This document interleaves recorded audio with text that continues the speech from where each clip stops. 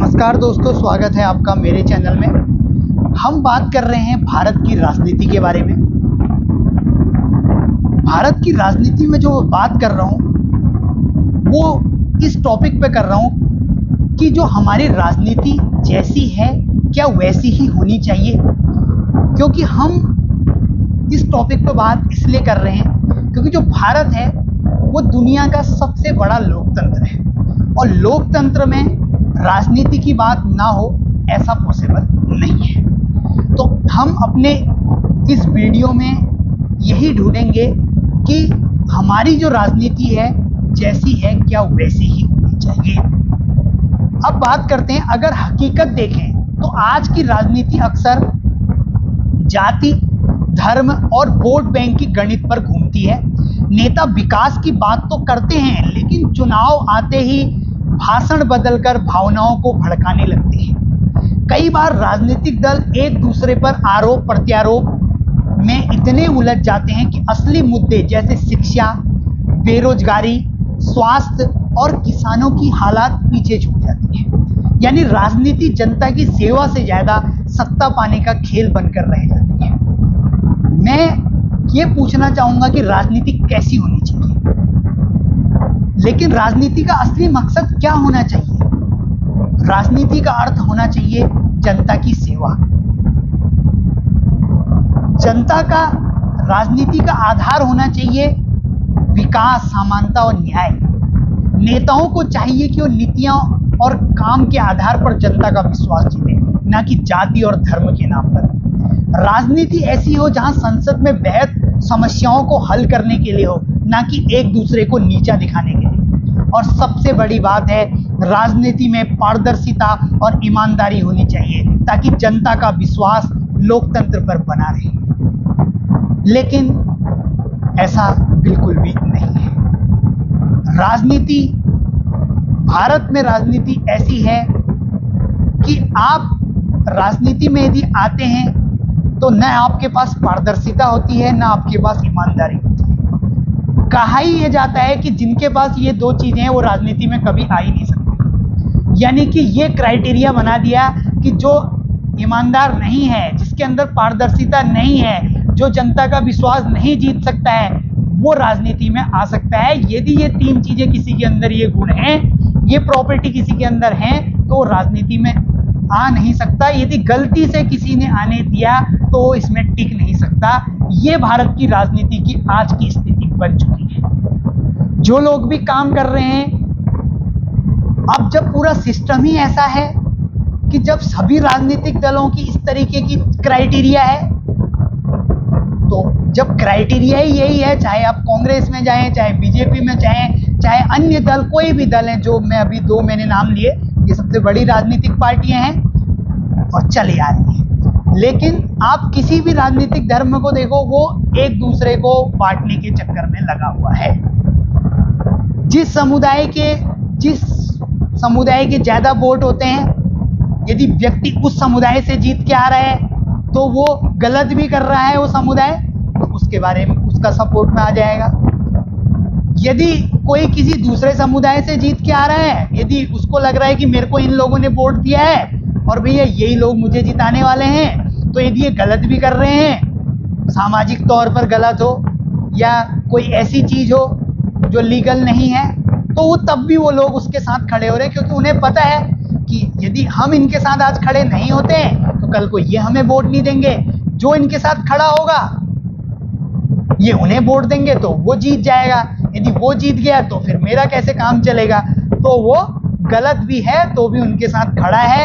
यदि वो उनके साथ खड़ा है तो उनके वोट मिलेंगे, यदि उनके साथ खड़ा नहीं है तो उनके वोट नहीं मिलेंगे। यानी कि इसमें में जो राजनेता हैं या जो राजनीतिक पार्टियों के जो नेता हैं, मैं उनकी गलती भी इसमें थोड़ा सा कम ही मानता हूँ। मैं इसमें गलती हम लोगों की यानी कि अपनी मानता हूँ। इसमें हमारी क्या गलती है यदि हम इसको विचार करें। देखो, यदि कोई व्यक्ति को हमने अपने वहां से चुन के भेजा है, चाहे वो विधायक बनाए हैं, चाहे वो सांसद बनाए, यदि हमने उनको वोट दिया है, तो वोट हमने दिया है तो हमने किस आधार पे वोट दिया है ये हमें पता होता है। हमारा जो आधार है, हमारे भी आधार बदल चुके हैं।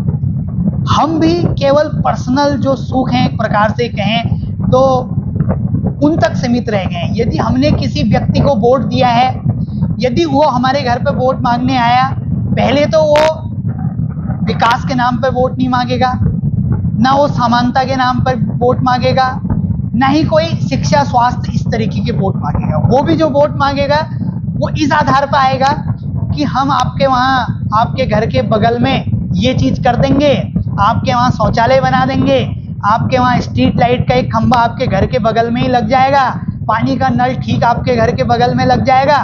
यानी कि वो पर्सनल। यदि वो हमसे ये कमिटमेंट करके गया है तो हमें पता है यदि वो जीतेगा तो हम उसके बाद जाएंगे, जी आपने ऐसी ऐसी बातें कही थी और ये चीज़ हमें चाहिए। तो वो भी क्या करेगा, वो यदि शौचालय की बात करी थी वो कर देगा, यदि उसको घर बनाने की ज़रूरत थी घर बनाए वो कर देगा। ऐसे ही क्या है, क्योंकि पूरे समाज का जो हमारा विकास है उस पर कोई बात नहीं करता। वोट यदि घर घर जाके कोई राजनेता मांग रहा है, यदि मैंने अपने शौचालय के नाम पे किसी को वोट दिया है, उसने मेरे घर में शौचालय बना दिया, तो अब मैं तो चुप रहूंगा, क्योंकि मेरा जो जिस आधार पे उसने वोट मांगा था, जिस आधार पे मैंने उसको वोट दिया था, वो काम उसने मेरा कर दिया। उसके बाद से मैं वैलिड पर्सन ही नहीं हूँ, क्योंकि मैंने अपने पर्सनल सुख के लिए, अपने पर्सनल चीज़ों के लिए, अपने पर्सनल विकास के लिए वो चीज़ें कही थी, वो उसने कर दिया। ऐसे ही वो न जाने कितने लोगों के वहाँ वोट मांगने गया और कितने लोगों ने इस आधार पे वोट दिया कि मेरे पर्सनली चीज़ें सही हो जाएंगी। पर्सनली चीज़ें उनकी सही होती हैं तो वो कभी बात ही नहीं करते हैं। क्यों? क्योंकि कैसे बात करेंगे, किस आधार पे समाज में बात करेंगे कि ये विकास नहीं हो रहा है, क्योंकि आपने तो इस विकास की बात ही नहीं करी थी। यदि आप ये कहते कि जिस शहर मैं, जिस गांव में रहता हूं या मैं जिस शहर में रहता हूं, इस शहर में स्वास्थ्य सुविधाएं बिल्कुल भी खराब है, इस शहर में हॉस्पिटल तो है बट हॉस्पिटल में डॉक्टर नहीं है, या डॉक्टर है तो एक डॉक्टर है, वो यदि हमारे वहाँ किसी महिला की प्रेगनेंसी होती है या किसी महिला का बच्चा होने वाला होता है, यदि उसके लिए हमको यहाँ पर एक महिला डॉक्टर की ज़रूरत है, यानी कि गायनी की ज़रूरत है, तो ये हमें चाहिए यहाँ पे। क्योंकि हमारे जो भी महिलाएं यहाँ पर जाती हैं उनको रेफ़र कर दिया जाता है, रेफ़र इस आधार पे कर दिया जाता है क्योंकि एक तो वहाँ पर महिला डॉक्टर नहीं है जो उस चीज़ को देख सके, दूसरा यहाँ पर सुविधाएं नहीं है तो रेफ़र करना बनता है। यहाँ पर जो स्टाफ है उसकी भी मैं गलती यहाँ पर नहीं मानूंगा। यदि वहाँ पर कोई डॉक्टर है, यदि उसको लग रहा है कि मैंने ये केस लिया और ये सही से सॉर्ट आउट नहीं हो पाया, तो ये बात मेरे पास आएगी, वो अपने ऊपर इन बातों को लेगा नहीं, क्योंकि जब सिस्टम ही नहीं ले रहा है बातों को अपने ऊपर, मैं अपनी जिम्मेदारियों को नहीं निभा रहा हूँ, जो राजनीति है वो अपनी जिम्मेदारियों को नहीं निभा रहा है, जो हमारे प्रशासन में लोग हैं वो अपनी जिम्मेदारियां, तो वो जो डॉक्टर वो लोग हैं वहाँ पे बैठे हो वो भी उनको रेफर कर देंगे क्योंकि उनके हाथ में यही समस्या है। यदि हम ये बात करें कि जी यहाँ पर एक डॉक्टर चाहिए, यहाँ पर यदि कोई महिला गर्भवती होती है, उसका अल्ट्रासाउंड करने के लिए उसको 40 किलोमीटर दूर दूसरे हॉस्पिटल में भेजना होता है, तो वहाँ जाती है, यदि यहीं एक अल्ट्रासाउंड मशीन लग जाएगी तो उसको 40 किलोमीटर नहीं जाना पड़ेगा, तो यहाँ पर लगनी चाहिए। हम आपको वोट इस आधार पे देंगे कि हमारे यहाँ हॉस्पिटल है, उस हॉस्पिटल में आप महिला डॉक्टर देंगे, आप अल्ट्रासाउंड की मशीन देंगे, आप यहाँ पर एक्सरे देंगे। यदि अल्ट्रासाउंड की मशीन है तो आप वहाँ पर एक टेक्नीशियन देंगे, एक्सरे मशीन है तो एक्सरे टेक्नीशियन देंगे, जिससे कि वहाँ पर ये काम हो सके। अब बताइए आप इस काम को करेंगे या नहीं करेंगे? यदि आप इस काम को करेंगे तो हम आपको वोट देते हैं, यदि आप इस काम को नहीं करेंगे तो हम आपको वोट नहीं देते हैं। उसने कहा जी आप मुझे वोट दो, मैं आपके वहाँ ये चीज़ें करवाऊँ। यदि आपने वोट दिया, वो व्यक्ति जीत गया, तो आप जाइए उसके बाद कि आपने ये हमसे कहा था या नहीं कहा था। यदि वो कहेगा नहीं कहा था तो ठीक है, तो उसके लिए दूसरा देखिए, पहले तो वो कह नहीं सकता है कि नहीं कहा था, कहेगा क्योंकि वो है तो राजनीति आदमी, क्योंकि 5 साल के बाद उसको नहीं तो उसके पार्टी के किसी और व्यक्ति को आना होगा, वो भी उनके साथ आएगा। ऐसा तो नहीं है कि आज 5 साल कोई बन गया तो कल को वो समाज में रहेगा ही नहीं, वोट मांगने तो आएगा ही आएगा, किसी न किसी पार्टी से जुड़ा ही होगा, किसी न किसी के साथ आएगा भी, तो ये चीज़ें तो होंगी। अब दूसरा क्या है कि ये सब चीज़ों के साथ तो हम वोट इस आधार पर नहीं दे रहे हैं, तो इसीलिए जो जनता है उसमें से 75% जनता तो क्या है, 35 से 40% जनता तो ये है क्योंकि नौकरी पेशा लोग हैं, कुछों के अपने बिजनेस हैं, वो अपने कामों में इतने व्यस्त हैं, कोई अपनी नौकरी में इतना व्यस्त है क्योंकि वो चाहता है कि यदि मैं समाज में इस मुद्दे को उठाऊंगा, यार मेरा तो घर परिवार चल रहा है, मेरी आवश्यकताओं की पूर्ति हो रही है, तो मुझे क्या ही फर्क पड़ता है इन बातों को उठाने में। यदि यहाँ इलाज सरकारी हॉस्पिटल में इलाज नहीं हो रहा है, मैं प्राइवेट में दिखा लूंगा, मेरे को क्या दिक्कत है। दिक्कत किनको होगी? दिक्कत होगी उन लोगों को जो प्राइवेट हॉस्पिटल में अफोर्ड नहीं कर पा रहे, लेकिन उनकी आवाज़ सुनी नहीं जाएगी क्योंकि उनके पीछे उनके साथ कोई खड़ा नहीं रहेगा। ना उनके साथ वो व्यक्ति खड़ा होगा जो प्राइवेट हॉस्पिटल में दिखा रहा है, ना उनके साथ वो व्यक्ति खड़ा होगा राजनीति वाला जो वोट मांगने आते हैं, वो उनके साथ भी खड़ा नहीं होगा। क्योंकि राजनीति व्यक्ति को, कोई भी राजनीति में चुनाव लड़ता है तो उसको चुनाव लड़ने के लिए पैसे चाहिए होते हैं, पैसे लगाने के लिए उसको पैसे वाले लोग चाहिए होते हैं। क्योंकि भैया कोई भी है, पैसा लगता है, चुनाव प्रचार है, बहुत सारी चीज़ें हैं, आपको पता ही है किस तरीके से एक चुनाव वगैरह में कितने पैसे खर्च होते हैं। तो उनको पैसा देने का काम कौन करता है? जो हमारे बिजनेसमैन लोग होंगे, जो हमारे उसके कोई पैसे वाले लोग होंगे, वो उसको पैसा देंगे। आज वो उनको पैसा दे रहे हैं तो कल को वो काम भी करवाएंगे, तो काम किनका होगा? उनका होगा।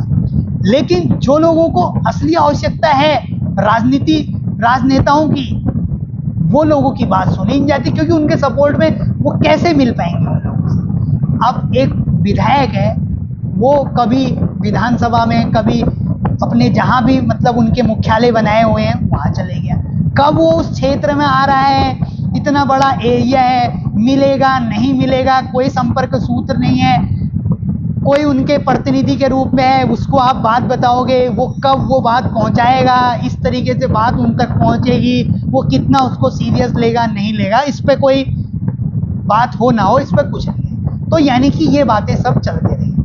यदि उन गरीब लोगों को भी किसी ने ये लालच दे दिया कि भाई हम तुम्हारा पर्सनली कुछ काम कर देंगे, आपके वहाँ शौचालय नहीं है, हम शौचालय बना देते हैं, चलो आपके वहाँ घर नहीं है, मैं घर भी बना देता हूँ, तो इस चक्कर से लोगों को भी बांट दिया गया है। जाति धर्म के आधार पर बांटना तो अलग चीज है, यहाँ लोगों को भी अलग अलग बांट दिया। यदि मेरे घर में शौचालय बन गया तो मैं सोच रहा हूँ कि यार मेरे को तो विधायक जी ने शौचालय दे दिया, ये सांसद ने मुझे तो यार शौचालय दे दिया, अब मैं यदि धरने प्रदर्शन करूंगा या मैं कोई ऐसी मांग करूंगा अपने गांव से रिलेटेड, अपने शहर से रिलेटेड, तो विधायक जी कहेंगे यार आप कैसे आदमी हो, आपने शौचालय की मांग करी, मैंने 2 मिनट में शौचालय स्वीकृत करा दिया, आपने मकान की बात करी, मैंने मकान 2 मिनट में स्वीकृत करा दिया, और आज आप मेरे ही खिलाफ इन चीजों को बोल रहे हैं, तो वो आ नहीं सकता है। ऐसे ही उस गांव की जनसंख्या 400 की होती है, उसमें से 100 लोग ऐसे होते हैं जिनको इस तरीके की सुविधाएं मिल जाती हैं, लेकिन जो मूलभूत आवश्यकताएं होती हैं जो हर किसी को कभी न कभी चाहिए,